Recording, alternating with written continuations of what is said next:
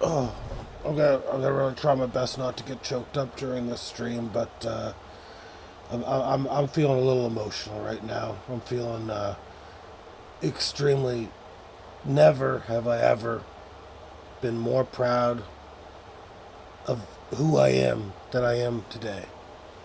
Until the next challenge, but last night I was whimpering.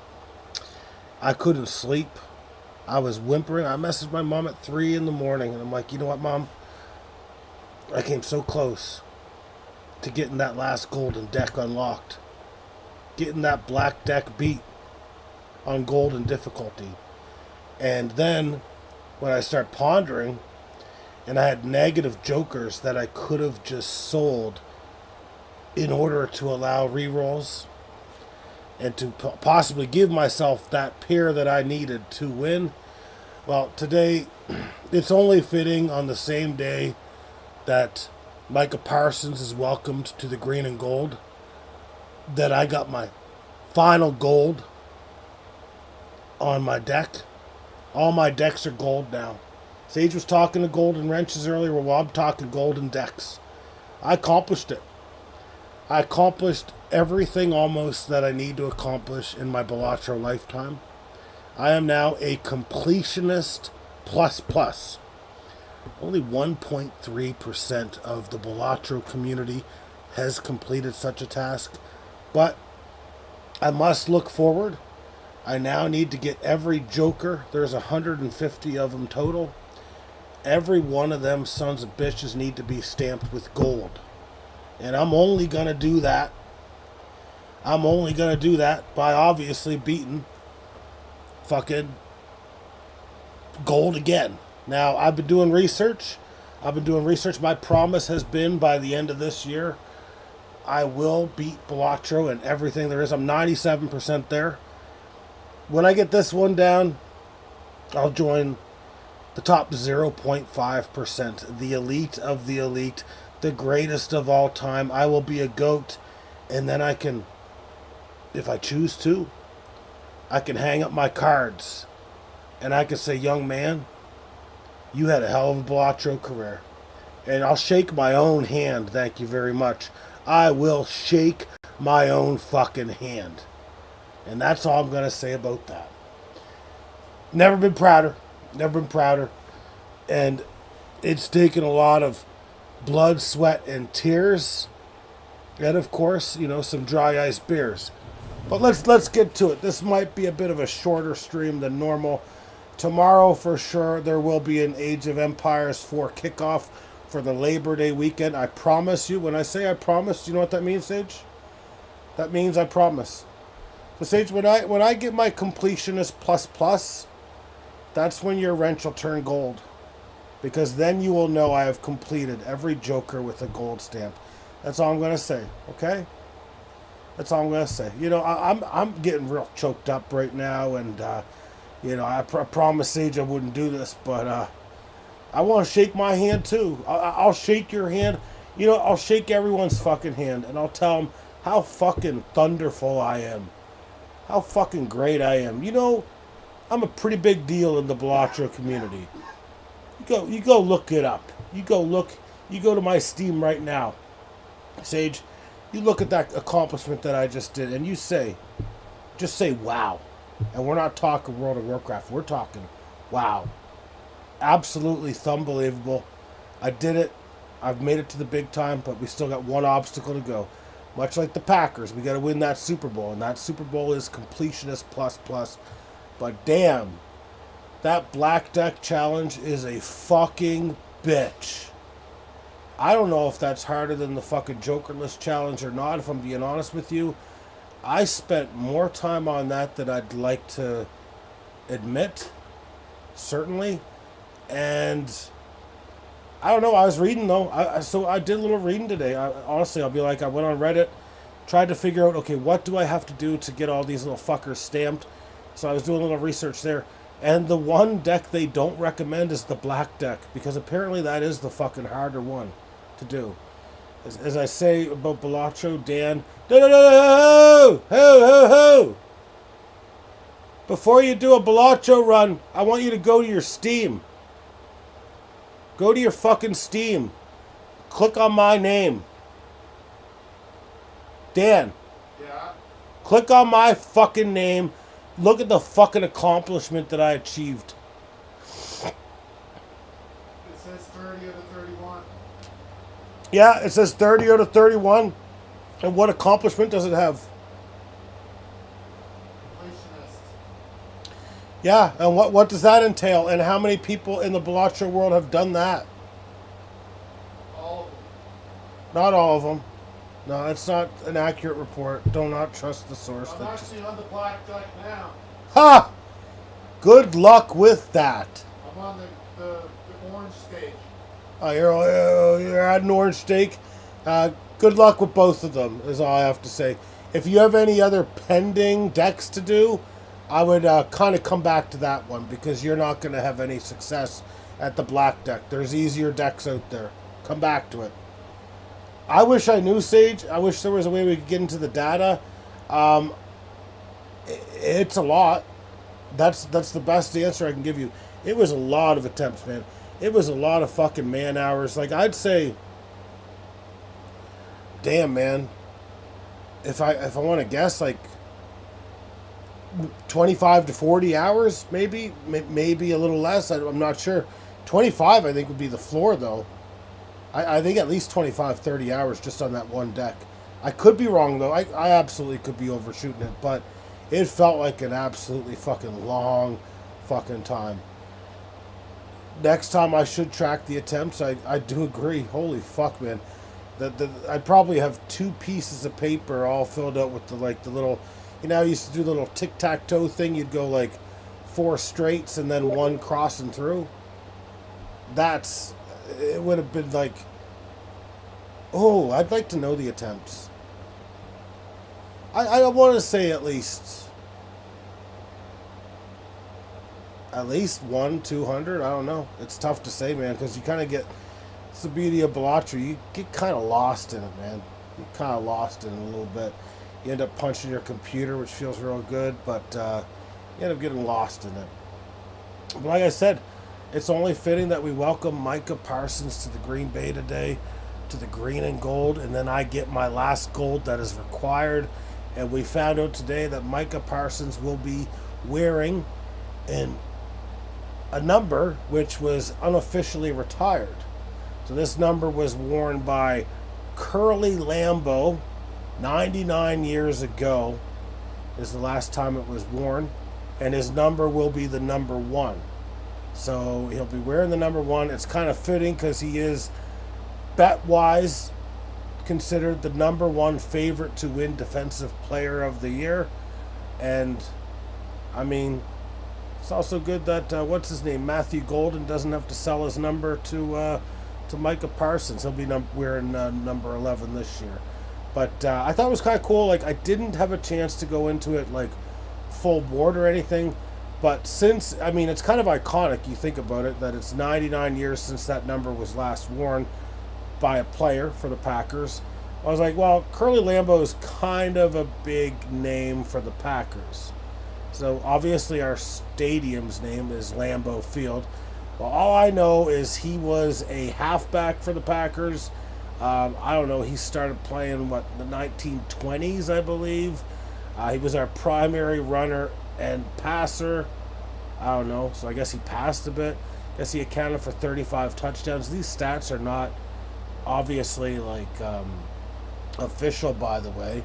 Won an NFL championship in 1929 and then retired as a player. He went on from, what the fuck, man? I'm trying to figure this out. I'm not sure if these stats are all right. I think they're including him as a player. I'm not sure, but they're saying from 1920 to 1949, Lambeau was the head coach and general manager of the Packers. That does not sound right because he was born in 1898. His playing career would have taken him somewhere, so I don't think those numbers are right. I do know that he won over 200 wins. He did act as both head coach and GM. He had damn near total control over the Packers, and he won 6 NFL championships, which I believe ties Bill Belichick and George Halas for most all time.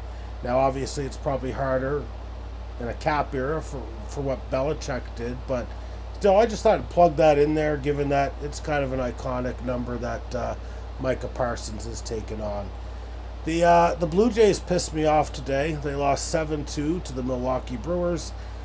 Gonna have to start playing better. Now, good news, Shane Bieber looked excellent. Went 5 1/3 inning, allowed 2 earned runs, had 6 strikeouts, allowed, a solo home run. The second run that he allowed was one that was a guy that was on first base. They brought Brendan Little in to face 2 lefties in a row, and obviously Brendan Little let 2 earned runs, including Bieber's, so he was absolutely terrible. In 1/3 of an inning, he allowed 3 runs. I mean, you got to come in and you got to be able to clean up the garbage a little bit better than that. Varland wasn't much better. 1 earned run in 1/3 of an inning. Justin Broyle, 2 earned runs in an inning. He'll be sent down soon, I'm pretty sure. Thomas Nance and Yuri Rodriguez look good, but the bullpen needs to start playing like they're actually a formidable bullpen, because we're seeing a pretty decent lead that the Jays had now be squandered to 3 up on the Yankees, who won today against the White Sox, and Boston lost, so they're 3.5 back. So, I mean, yeah, we're gonna make the playoffs, but you gotta try to win this fucking division, man. Your record at home is outstanding. You gotta try to win the fucking division, man. Like, fuck off with this shit. But it is what it is. They squandered all over our lead. The big news is probably that Dalton Varsho will not play again this year. He took a pitch off the pinky finger, and it looks, based on his reaction, like it's broken for sure. So I think that'll be the last we see of Dalton Varsho for the season. Look for Joey Loperfido to be called up tomorrow or the day after, depending on when the MRI results come in. Box score wise, you don't really have a whole lot to talk about. Again, it's just Bo Bichette going 2 for 4. Vlad was an 0-4. Has not been the same since coming back, from his hamstring injury. Kirk 1 for 3. I mean, he's staying consistent. And Davis Schneider was 1 for 3 with, I believe it was a double or something. I don't know. He had 2 RBI. It doesn't really fucking matter. We're going to pivot off that. We're going to pivot to something a little bit better than this shit. NBA-wise, I think we've got news in the NBA. Guess what? Let me just take a quick look here. What's going on today in the NBA world? Absolutely nothing. Absolutely nothing. There's your Phil Sage. I know you've been looking forward to that all day long. I don't know. The Bengals believe Joe Burrow just enjoyed the best training camp of his career. I'm not sure if that's really newsworthy. It is the Bengals saying it, but kind of would make sense. I know he got more reps in the spring training than he did in previous years, and they usually come off to slow starts. I don't care about what a Seattle person is saying about Nick Eminamore. Kind of funny though. Kind of pivot back to Micah Parsons. So Micah Parsons, who was apparently having back tightness when he was with the Cowboys, stated today he's feeling great, and he will not be sitting on the sideline for the Packers Week 1 against the Detroit Lions. So, seems like getting out of Dallas cured his back pretty quick, no? That's the way it looks like to me. This one here, I mean, I don't want to give you guys too much about Matthew Golden, but this guy here, Jeff Howe from The Athletic, thinks that Matthew Golden's going to quickly become Jordan Love's go-to wide receiver. Certainly can see that. I'd say him and Romeo Doubs would be the number 1, and then you'd have Tucker Kraft as potentially the number 3. So I think there's actually draft value with Matthew Golden there. That's your NFL for today. I don't think there's anything else in the sports world. Let's take a quick look and see what's going on in our beloved little cocoon, which is the Pete Rose Bowl Cut. Okay, it's kind of getting down to the nitty gritty. We've got a tie, 8-8. Alejandro's Astounding Team and Vlad the Impalers are squared up 8-8. You've got Annette's Astounding Team or Awesome Team, whatever it's called, up 11-5 over the Dark Sliders. And you've got Graham's Great Team trailing Anita Gofrad. Oh, Jesus, fuck. Anita Gofradamp. Anita Gofradamp. Anita Gofradamp. Anita Gofradamp. That's the best I got. Anita Gofradamp is up 10-6 over Graham's Great Team. And that's all we got. We'll be back at it tomorrow. I know this is a bit of a short stream, but we will actually play Age of Empires 4 tomorrow. My long weekend kicks off. A Dahmer. Okay, let me just give it one more whirl. Just let me give it one more try here. Okay. Dom. Okay, Dom like Dahmer. Dom like Jeffrey. Okay. Okay, so Anita Gofradamp. Gofradamp. Anita Gofradamp. Dropped Daniel Schneerman, shortstop for Cleveland. I just see that move trickling in right now. I'm so glad that I got that one in there. Well, there's no need to say that here. You don't have to say you need to go for a dump. I mean, that's it's kind of a personal thing. We don't usually wouldn't say that publicly. But if that's what you need to do, and you could just say, "Please excuse me." I mean, that's not the name. The name is Anita Gofradamp. It's different. It's completely different. On that note, I'll be interested to see the scores tomorrow. Interested to see, because if they kind of hold up the way they are right now, it's looking like we've got not just one, but maybe even two. Maybe even two upsets in the first round. Be interesting to see. Who wins in a tie? I thought of that earlier while I was taking a piss, and the winner would actually be Vlad the Impalers. Vlad the Impalers, because she finished higher. So I believe that that's what ESPN will do, is they will give Vlad the Impalers the win based on regular season performance alone. Unless it's done by head-to-head. Now, I don't know if it would be head-to-head. That would actually be something to look up. It's either going to be based on one of those two things. One would be head-to-head. Two would be regular season performance. I would lean more towards regular season performance, but I don't know what the settings are, Sage, so that kind of sounds like a question for you. You want to be the next Curly Lambeau of our fucking leagues? Then you should already know the answer to these questions, please.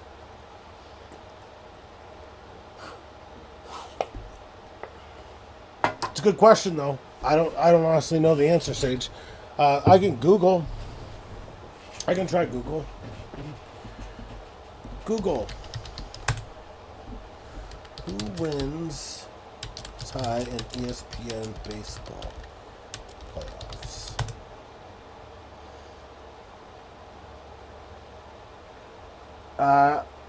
As per AI overview, in an ESPN fantasy baseball playoff matchup tie, the team with the higher playoff seed automatically wins. This is the default tiebreaker. So, unless that was changed, that is going to be the way the cookie crumbles. Now, we can kind of break down the matchup a bit and see what the probabilities are here a little. Runs scored becomes a big one. You got 62-61 there. You've got kind of innings pitched, just one being floated around. It honestly looks like it'll probably be a tie. It's going to come down to runs scored between that series, in my opinion. Unless something very weird happens It almost seems like it's going to come down to runs scored.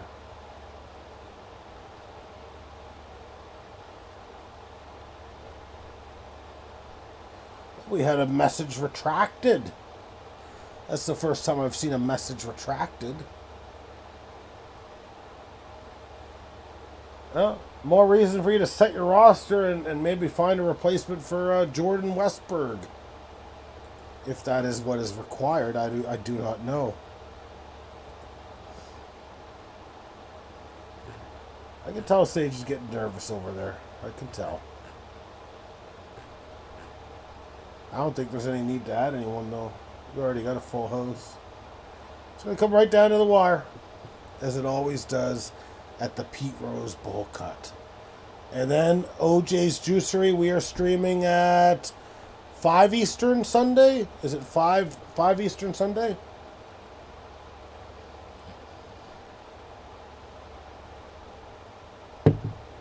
Is that our draft? I'm going to have to get Yahoo up. Jesus Christ. 6 Eastern? Can we do 5 Eastern? We're doing 6. Oh, no, we're doing 6, then we're joining Nathan late. Oh, yeah, that's fine. We already agreed to that. Don't call me Brother Hulk, or I'll be spitting on your fucking grave.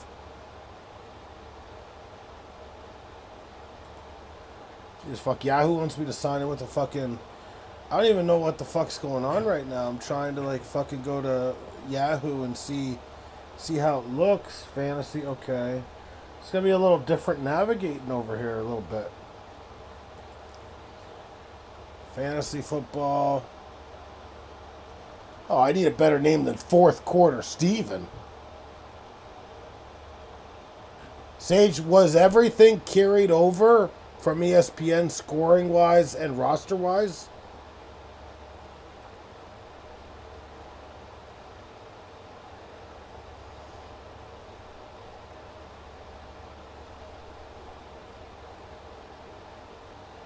You manually changed it all? Okay, it's all good?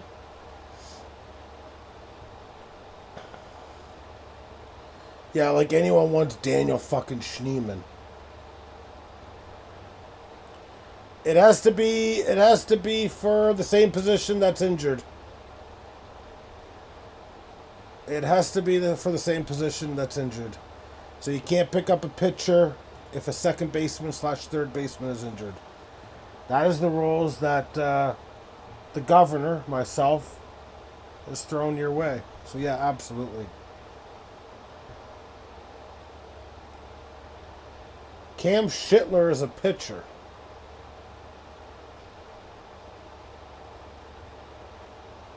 I'm the fucking governor. You fucking know that. ESPN's lying. Yes, wouldn't surprise me if ESPN was lying, but in this case, I don't think that they are. He knows his Yankees, that's true. He plays third base poorly, perhaps. Poorly. Looks like Xander Bogaerts' season just ended. I don't think anyone had Xander Bogaerts, though. And yeah, we don't really have anything else to go over in terms of... I mean, the only thing we got here is, again, this motherfucker Jeff Lowe from The Athletic saying that Kyle Pitts could be a trade candidate if the Falcons stumble before the November 15th trade deadline. Okay. I mean, that doesn't necessarily surprise me, but, like, I don't necessarily see it happening either. But as Jeff Lowe likes to fucking flap his gums, all I see is him putting all this shit out here. Oh, Jeff Lowe again. Oh, Chargers defensive coordinator Jesse Minter and Packers defensive coordinator Jeff Hafley could be head coaching candidates in 2026. Well, no shit, man. You're just fucking connecting dots. Literally. You're just being like, oh, Micah Parsons is going there. Their defense is going to be good. They were good last year. Any fucking fan of the Packers could have told you. Any fucking idiot fan that's not fucking completely out of their fucking mind could have told you that Jeff Hafley could be coaching somewhere next year. Holy fuck, I read some of these journalists. It's like, okay, why not speak up?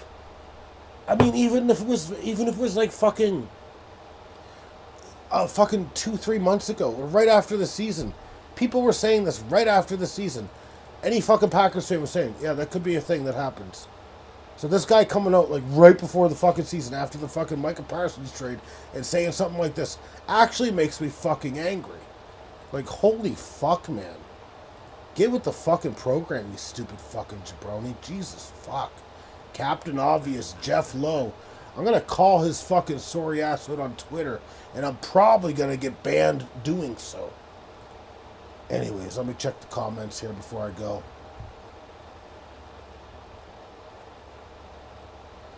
A baby name you saw on the internet. Fesselin? Fecalin? Fesselin? Either way, it's a shit name, and that's all I'm going to say about that. On that note, we're out. We're back out tomorrow. Age of Empires 4. Make sure you get your updates. Make sure you get it installed, and we'll take care of business tomorrow. Have a good night, guys.